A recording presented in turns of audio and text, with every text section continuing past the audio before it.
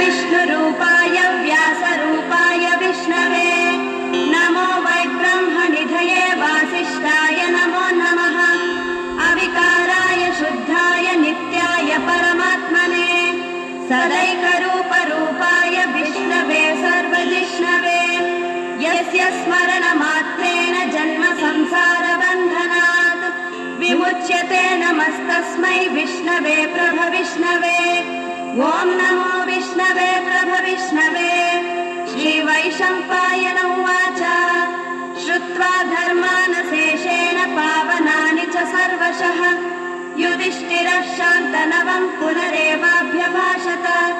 युधिष्ठिर उवाच किमेकं दैवतं लोके किं वाप्येकं परायणम् स्तुवन्तः कमर्चन्तः प्राप्नुयुर्मानवा शुभम्।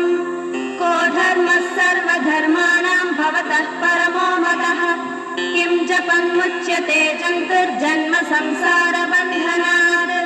श्रीभीष्म उवाच जगत्प्रभुं देवदेवम् अनन्तं पुरुषोत्तमम् स्तुवन्नाम सहस्रेण पुरुषः सततोत्थितः तमेव चार्चयन् नित्यं भक्त्या पुरुषमव्ययम् ध्यायन् स्तुवन् नमस्यंश्च यजमानस्तमेव च अनादिनिधनं विष्णुं सर्वलोकमहेश्वरम् लोकाध्यक्षं स्तुवन् नित्यं सर्वदुःखातिगो भवेत् ब्रह्मण्यं सर्वधर्मज्ञं लोकानां कीर्तिवर्धनम् लोकनाथं महद्भूतं सर्वभूतभवोद्भवम् येष मे सर्वधर्माणां धर्मोऽधिगतमो मतः यद्भक्त्या पुण्डरीकाक्षं स्तवैदर्चेन्नरः सदा परमं यो महत्तेजः परमं यो महत्तपः परमं यो महद्ब्रह्म परमं यः परायणम्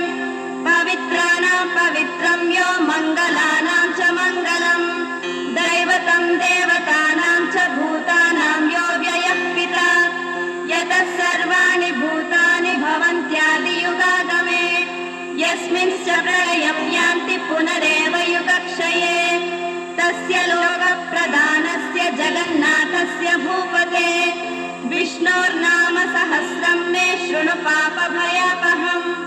यानि नामानि गौणानि विख्यातानि महात्मनः ऋषिभिः परिगीतानि तानि वक्ष्यामि भूतये। ऋषिर्नाम्नां सहस्रस्य वेदव्यासो महामुनिः छन्दोनुष्टप्तता देवो भगवान् देवकीसुतः अमृतांशोद्भवो बीजं शक्तिर्देवकीनन्दनः त्रिसामा हृदयं तस्य शान्त्यर्थे विनियुज्यते विष्णुं जिष्णुं महाविष्णुं प्रभविष्णुं महेश्वरम् अनेकरूपदैत्यान्तं नमामि पुरुषोत्तमम्।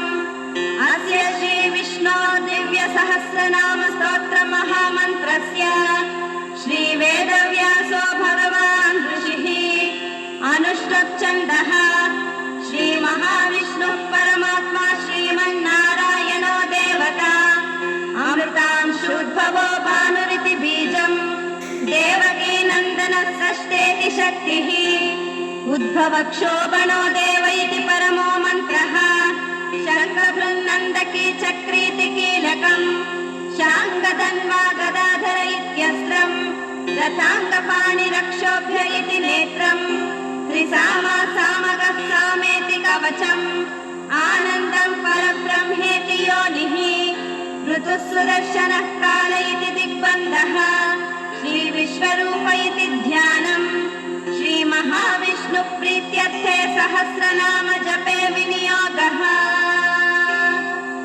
ध्यानम् क्षीरोदन्वत्प्रदेशे शुचिमणिविलसत्सैकतैर्मौक्तिकानां मालाप्लक्तासनस्तस्फटिकमणिनिभैर्मौक्तिकैर्मण्डिताङ्गः शुभ्रैरभ्रैरदभ्रैरुपरि विरचितैर्मुक्तपीयूषवर्षैः आनन्दीनः पुनीयादरिनलिन गदा शङ्खपाणिर्मुकुन्दः भूपालौ यस्य नाभिर्वियदसुरविलश्चन्द्रसूर्यौ च नेत्रे कर्णावाशा शिरोदौर्मुखमपि दहनो यस्य वास्तेयमग्निः अन्तस्तं यस्य विश्वं सुरनरकगो भोगि गन्धर्वदैत्यैः चित्रं रम्यते तं त्रिभुवनवपुषं विष्णुमीशं नमामि।